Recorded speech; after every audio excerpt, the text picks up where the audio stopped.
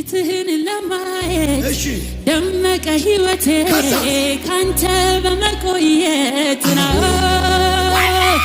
ፈራው ፍራቴ ቃል ስትናገር ሸሸ ጨለማዬ ነጋ በኔ መንደር ጥንካሬ ያገኘው ፊትህን በማየት ደመቀ ሕይወቴ ካንተ በመቆየት ነው።